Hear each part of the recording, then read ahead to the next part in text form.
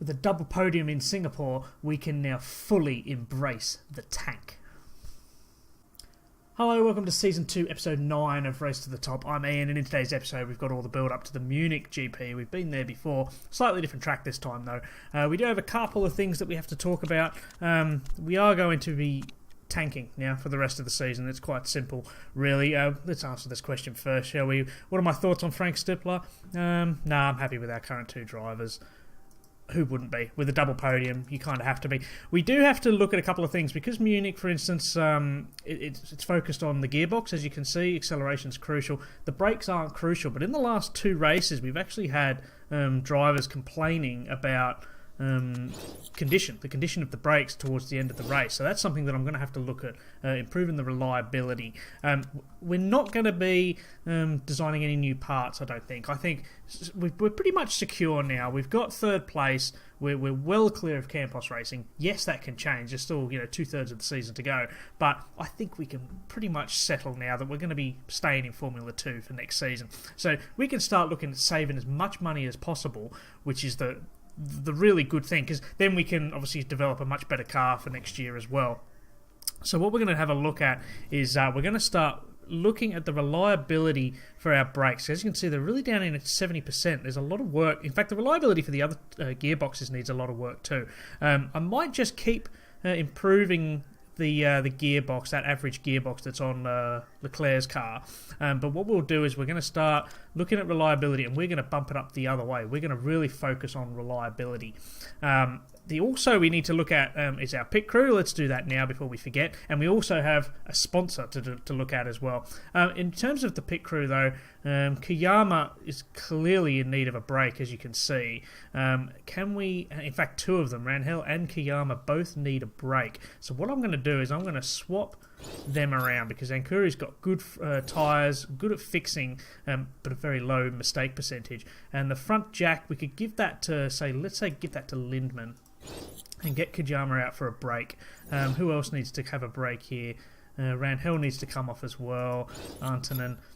I think that's pretty much all we can do. There's not really much else that's worth looking at, to be honest. Maybe we could give Nam a break and give Vahala back into the rear jack position, just to, again, reduce that mistake percentage. If we have a quick look, actually, because I quickly skimmed through these, where are we? The pit crew review. We were actually, our fastest pit stop was 3.6 seconds, nearly 3.7. That's not great. And our season record, we were nearly down by 2/10. So I'm sort of looking at fixing that. But of course, one of the things that we need to do to get better pit crew to hire, we actually need to sign better race mechanics. I'm not going to bother with that. I think the race mechanics, their contracts are going to come up at the end of the season, and then we'll start looking at replacing them with better race mechanics. But with this season, now we're tanking. There's no point in wasting money and sacking them for no reason. So essentially we're going to be stuck with these sort of pit crew that are around the 10, 11, 12, maybe the occasional 14. In saying that, if we have a quick look, as you can see, there's none that really interest me. I really like guys that can fix, and girls that can fix tyres, and there doesn't seem to really be anyone that's very good at that. As you can see, Nurko is the best with a 10. That's not fantastic. But of course, the other problem as well with Nurko is the fixing. It means that as he's got such poor fixing, he has to be on the back and not on the front, replacing the tyres on the front there. So none of them really interest me. So I might even reject all of them, to be honest with you, just to get them out of the system. Front jack, rear jack, he wouldn't be too bad actually. Roper, in saying that, he might not be too bad, because then Vahala can stay away from that jack and have another break, and could even potentially replace someone else. In fact, he could replace Perskinen, couldn't he? Ooh, that's what? Once again, what I've said, but his mistake percentage chance is quite high. Nah, I'm not going to do it. I'm not going to do it. Bite your tongue, Ian. Bite your tongue. Let's have a quick look at the sponsor. So, of course, we've now got a sponsorship available. And one of the beauties is being where are we in the championship? Third in the championship. And we've got Naj, who I believe, let's have a quick look at Naj. I believe he's got quite a decent marketability, 43%, not fantastic, but he has got that new haircut, which gives him slightly more marketability. So we might be able to sign a really good sponsor and get some really, really good money. But as you can see, we've got fixed pay per race. That would be fantastic, actually. I mean, that's a lot of money. Sixth or above, they're really, really risky. Yes, look, we get a lot of money for finishing sixth or above. I just don't want to risk it.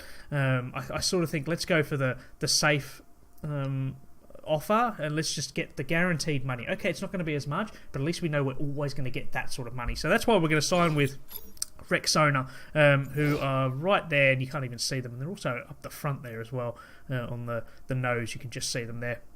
So that gives us a lot of extra money, because you remember in the last race we only pulled in, I think it was around £250,000. That bumps us up quite substantially now, which is really, really good.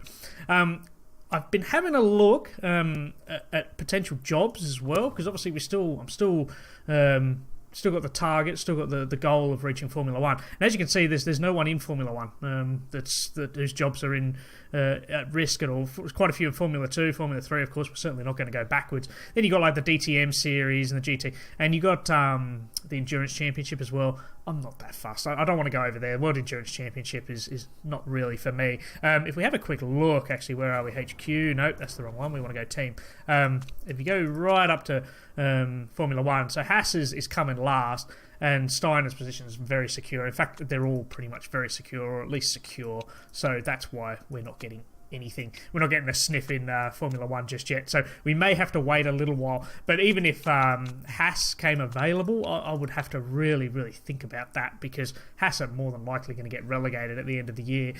And then we're still going to be stuck in Formula 2 anyway, so I might as well stay with Koiranen and try and improve them for the time being. Surprisingly, though, this team is the one that came up from Formula 2, and they're actually doing okay in the championship. If we have a quick look, they picked up a point in the first race of the season. So they're surviving, just about. They're just about surviving at the moment. But as you can see, Mercedes are still really, really dominating in the championship. We also are going to have a look at these drivers that we're scouting for the possibility of signing them for reserve drivers for next year. We're about very, very close to getting there. In fact, we may even have one already by the looks of things. Yeah, we are.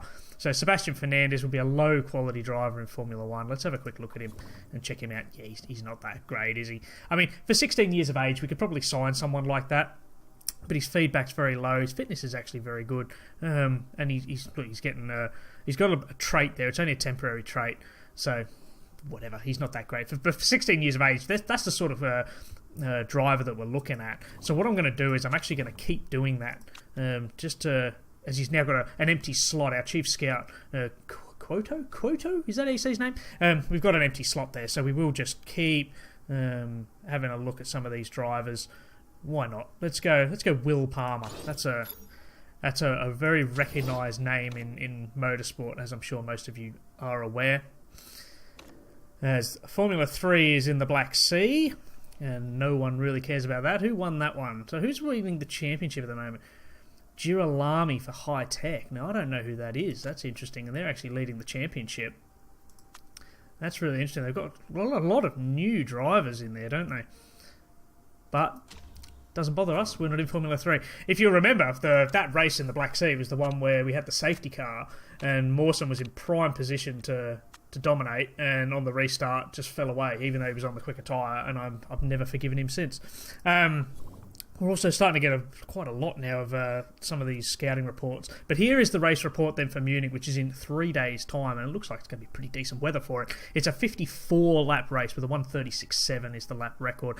Sunday showing a 40% chance of rain. So once again, Munich might be throwing up some rain in the middle of the race. If you remember the final race last season, that really benefited us. We were really, really lucky. Sauber Motorsport has the best gearbox in the championship. It seems to be really bouncing around there, and they're doing very, very well. The tyre compounds, though, are the softs, mediums, and the hard, so that should be nice and easy for me to commentate on. What I have forgotten about before we go and have a look at all those scouting reports is how we're doing for the reliability. We've got that brakes up to 83%. I might have to quickly change them around now. And I'll quickly do that one as well, just because yeah, I mean, 3 days, not much is going to change, but it's better to, before I forget. But let's have a look at some of these scouting reports. Sophia, for instance, she actually doesn't look too bad. She's got a lot of permanent traits there. Desired earnings, so look, she's happy to take sort of a pay cut, really. It's not my fault. She's got good marketability. Look at that marketability. It's up to 100%. I mean, women in motorsport, that's the sort of person you want if you want like good contracts, isn't it? And you know what? She's actually not too bad, and she gets on really, really well with whatever mechanic she gets. So that's really good. For 16 years of age, she's not too bad. And I would dare say she's probably better than Joey Mawson. Let's have a quick look at that. So she's better at cornering. Maybe not, actually. She might not be as good as Joey Mawson. Joey Mawson's got her on pretty much everything except cornering. But the big difference is that Joey Mawson's got 5 years over her. And let's be brutally honest, was a bit of a whinge bag. So I think, Sophia might be a good option for us. But we'll have a quick look. I mean, I don't want to spend too long on these. We've got Rinus, is that how you say his name? From the Netherlands. He's a dirt track champion. Whatever, that makes no difference to me. He's actually not too bad. He's got a couple of traits. He's got great fitness, but everything else is quite poor. And if you have a look, like his braking, for instance, is down to 1. That's really, really poor. And for the Formula 2 Championship, where brakes are one of the only 2 parts that aren't spec, it would be a bit criminal to employ someone like him in Formula 2. And the other one we've picked up is the Estonian Yuri Vips. He doesn't look great either, but again, look at this. Now, it wouldn't be too bad for practice, because look, he gets a very similar trait to Naj. You know how Naj has got that trait that gives him ability, his attributes get a boost during race sessions. This guy gets the exact same thing, but in practice and qualifying. So he'd be quite good for qualifying sessions. That'd be great for like those sponsors where you've got to finish 6th or above to get the money. That would be fantastic, because you could really push him in the qualifying. But then you'd expect to see him drop right down, because he's not that great, is he? But he is a racer as well. There you go. I'm talking about all that. The exact same trade as Nad just got. So he gets a +2 bonus in all sessions, which that's not too bad. And considering his stats are quite poor, but 16 years of age, a lot could change. But I really, really like that Sophia. I think she's really, really good. So she's one that I'm going to have to watch out for. But we're going to keep going with all these, with all this scouting now. We're going to just go for the real youngsters. 17. There's going to be a few others. 18s, a couple of 18s there. There's another 17. Let's go for that one. There's a 16 there. A German. Got to be good for that one. Germans are always good at racing. Let's keep going.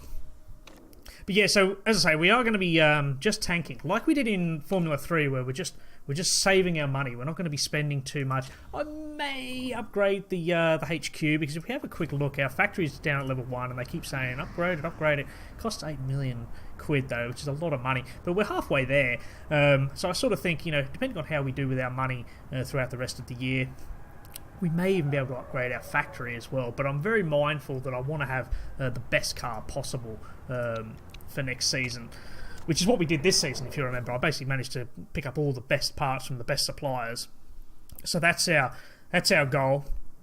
Otherwise, preview, fantastic. So we are racing in Munich then, which is on track D, I believe. Yep, track D. It was just slightly different from the track that we raced on in Formula 3. In Formula 3, we did that sort of curvy bit. But on this one, we've got like that long back straight, then we've got another straight there. So I think, as you can see, acceleration is going to be really, really crucial. I'm actually surprised that just raw speed isn't more crucial on this circuit. Otherwise, there is a 40% chance of rain during the race, but at the moment the forecast is clear. 20 degrees, that's not too bad. So yeah, the gearbox is crucial. Everything else is a spec part, so that won't affect us too much. What I will just double check is to make sure that everyone's got the best car. See, Leclerc has got... again, reliability is very, very good. Reliability is up on that gearbox, on the average one, on Leclerc's car. But Nadge's his reliability is a little bit low at 74%, so we may have to be careful of him with that gearbox. But I see no reason to change that at the moment, because Leclerc is our number 1 driver, so he gets the best parts, and I think that's fair to say that. Let's get into qualifying, or let's get into practice, I should say, and I'll see you for the qualifying. Well, that was a very, very good practice session. We did really, really well. We managed to get a lot of great feedback from the drivers for both the soft and the medium tyres, and we managed to get our race trim up to level 2 as well. We did very, very well. Naj went out on the soft tyres and was 5th fastest. Leclerc was 9th, and he was going around on the medium tyres. But one of the real great little bits of information that I managed to get from the practice session was that the medium tyres were only about 3/10 slower than the softs, whereas the hards were a good sort of 4 or 5/10 slower than the mediums. So the hards was both Saubers set times on the hards, and they were right down in the session. They were sort of 15th, 16th, but they were the quickest on the out of the teams that were going around on the hard tyres. So the fact that we were going around on mediums and softs, and we were keeping up with those front runners. Racing Engineering, Maria was quickest, but Rubens Barrichello was actually just behind Naj. He was in 6th place. So, and they were going around on the soft tyres as well. So the fact that Naj was quicker than Rubens Barrichello says quite a lot, and that puts me in quite a promising frame of mind for the race. But of course today we do have qualifying. That's the big one. As you can see, we managed to pretty much nail Naj's car. He's a bit so-so on the car balance. Same with Leclerc, but of course Leclerc's not too happy with the speed balance either. So that's what you have. That's the price you pay. We got better feedback. We got better knowledge for the tyres, but other than that, we didn't really do much with regard to fixing the car set up to suit the drivers. So what I'm going to do is I'm going to send these guys out right now on these soft tyres. We are going to use Naj. We're going to use 2 sets of soft tyres. In fact, what I might do, I could even send him out on like a banker lap. What I could do with Naj is actually hold him off so he only does the one. Actually, you know what? I'm going to take a gamble with Naj because the race is 54 laps. As you can see, the mediums go 40 to 42 laps. So we should be able to one-stop this again. We should be able to start on the mediums or start on the softs and then just switch over whichever way around we do it. But of course, with the rain expected, there's a 40% chance of rain. That might not work for us. So that's why I'm sort of thinking, we could burn through 2 sets of softs with Naj. He'll only have the 1 set to play with, which could hurt him a little bit. But especially if the rain sort of comes down in the middle of the race, that could really, really hurt us. But Naj has managed to get out just ahead of... Is that Rubens Barrichello there? That could well be. It is. I think it is Rubens Barrichello. Yeah, it is. We managed to get ahead of Rubens Barrichello, so as long as we maintain that, we'll be quite happy. We'll also send out Leclerc now as well. But as you can see, he used the medium, so he's got an extra set of unused soft, so that works out well for us. And we will send him out as well. But let's quickly cut back because this is the battle here. Do we let Rubens Barrichello go a bit ahead? Barrichello has got in front of Naj now, so maybe we just... look, I'd be getting on the team radio to Naj and saying, "Back it off, mate. Let's build up a bit of a gap from Barrichello." But unfortunately, they don't do that on this game. So he's going to be nose to tail all the way around on his first lap, which is a bit disappointing. But look, in terms of where we're expected to finish then, I'm expecting around 6th, 7th, something like that yet again. Because the Saubers, they set times on the hards, they were right down, and we came 5th and 9th. So I'm kind of expecting those two, Winkelhock and Verline, to jump back ahead of us. But in saying that, we did do very, very well against Racing Engineering, as Naj has managed to nail his tyre temperatures, which is great news.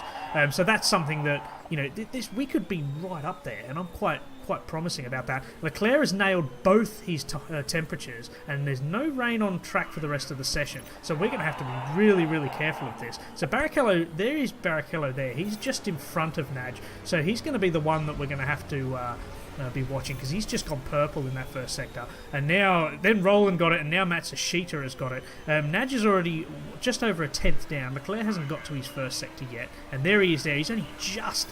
He's certainly improved on Naj. Naj has gone purple in that second sector though, but not for much longer, as Matsushita has just gone fastest yet again. So this could be a very, very interesting qualifying session, unfortunately for us, because it doesn't look like we're going to be able to dominate like we did in the previous race. So Naj has gone across the line. Barrichello's gone fastest with a 1:32.9. Naj... not doing too badly. He's 3/10 down, but Matsushita has now gone fastest. We're going to cut to Leclerc. He's going to be crossing the line any second now. There he goes there. And Leclerc has now got pole with a 1:32.8. Excellent lap from him. And we have got provisional pole at the moment. every car's going to be able to go around once more, as Winkelhock has now gone fastest in the first 2 sectors, so I don't think Leclerc's going to be holding on to pole for much longer, but that's a great start. Nadge has got a little bit of work to do as he's really, really falling down, but look at how close the times are between all these cars. There's not much there, as Winkelhock has crossed the line, and he's third, but under a tenth in it. The front 3 cars are all within a tenth of each other, and Barrichello's not that much further behind either. And where's Verline? Verline's just come in on 5th place, so this is going to be excellent finish to this qualifying because of all the spec parts. Only the gearbox is different, and Leclerc's got one of the best gearboxes on the grid, I think. Nadge doesn't, so that's why Nadge is a bit further down. You can't expect Nadge to do as well as Leclerc in this race compared to the last one, which is still quite a surprising result. I'm still quite amazed how well Nadge did. But everyone's now just going to be sitting because they're going to want to go out right at the end. And it takes about a minute 45 to get around this circuit on an out lap, which is exactly what, because I timed that in the practice. So what we're sort of thinking of doing is I'm thinking of sending, I'll send Leclerc out first because he's dominated. He's got pole position, and I might sort of send Nadge out behind him. Nadge went out first this time, and we'll try and rotate that around. It's a bit like what Mercedes did with Rosberg and Hamilton, where they essentially took it in turns to go out first, and I think I might try and do something here because I can't really separate either driver at the moment. But as I say, so a minute 45 to get around, so I'll sort of send them out with about 2 minutes to go because I don't want to push things too much because, hey, my timing could always be way off. And so I think sending them out right at the death so they can have the best track grip. As you can see, look how much it's really gripping up towards the end there. And Nadge being right at the death will have that extra little boost because he doesn't have as good a gearbox, and that may sort of bump him up into the top 10, which is I'll be happy with that. If Nadge can get sort of 7th or 8th, I'll be really, really happy with that. I'll be very surprised if Leclerc holds first place, but hey, stranger things have happened, haven't they? So we've got 2 minutes 2 to go. So let's send out Leclerc now on the 2 minute mark. He does have to change onto his soft tyres, and we're going to send Nadge out pretty much right behind him on fresh set of softs. So remember, Nadge is only going to have the one set of unused softs, so that could really hurt us in the race with Nadge, which I'll be really, really disappointed if the rain sort of comes down and he ends up needing to use softs twice in a row. That could really hurt us. But hey, going on to use softs isn't the end of the world, particularly if the rain sort of comes down at a particular time, so we don't need to wear them completely out. So a minute 30 left on the session. Leclerc is out. Everyone's going out. A lot of people are setting their laps now. They've come out really, really early. As you can see, Albon is improving on his time at the moment. He's languishing right down at 16th place, so we can't expect too much from him. But there's a lot of cars. Matsushita is about to cross the line now, and he hasn't improved on his time at all. He goes across, and he doesn't improve on his time. That's really, really good. And who's that behind him? Well, Randy was behind him. I don't know if he's setting a time, but Winkelhock is about to start his lap, along with Malia. As you can see, there's 3 and 11. There's Winkelhock, there's Malia. So watch out for those two times because Barrichello has now just gone purple in that first sector. Let's cut to Leclerc, who's nailed his temperatures yet again. Nadge hasn't done too bad. He's got good in both, which is an improvement because his brake temperatures were a bit overheating in the first lap that he did. But Barrichello has gone quickest yet again in that second sector. Leclerc's got a lot of clean air. There's the checkered flag now. So everyone else is... we're the last guy. We are the last 2 cars now. So they're the ones that everyone's going to be focusing on. Barrichello has now gone fastest with a 1:32.5, nearly 3/10 up on Leclerc. Verline's moved up into second place. Leclerc is improving on his time, but he's not going to be going fastest at this rate, as Nadge is not improved on his first time. He has fallen back. He's down into 17th place at the moment. This is a real disaster for us. Winkelhock and Malia have crossed the line, and they've jumped ahead of Leclerc as well. But at the moment, Leclerc is still improving on his time. So we're not going to probably see Leclerc on pole, but we might see him jump ahead of a couple of these cars. Nadge now, however, is not improving on his time at all. He's way down there. That's really, really disappointing. Leclerc crosses the line, moves up to second, and where does Nadge cross? He crosses down in 17th place. What is going on? It's the complete opposite to what happened in Singapore. In Singapore, Nadge was second and Leclerc was 16th from memory, and now it's the other way around. But Leclerc has got a good gear gearbox this time, so at least I can understand why he's come in second. But something went really, really wrong with Nadge on that final lap, and that's a shame because he's now burned through a set of soft tyres that he might need for the race. So for tomorrow then, Rubens Barrichello on pole with Charles Leclerc with his best qualifying to date in second place, ahead of the two Saubers of Verline and Winkelhock, and then Gustav Mallier for Racing Engineering. It's amazing to me that we're going to be battling Racing Engineering and Sauber Motorsport for the rest of the season. I wouldn't have said that at the start of the season. And of course, Daniel Nadge right down there in 17th place. But the two cars, of course, that we're still focused on is Campos Racing of Mazepin and Bichon. And as you can see, they're 12th and 16th, which isn't that great either. So, hey, get ready for a race tomorrow. It's going to be awesome. That was terrible. Yeah, so thanks for watching, guys. Put a thumbs up on there. You know the drill, and I'll see you tomorrow. Yeah, cool beans.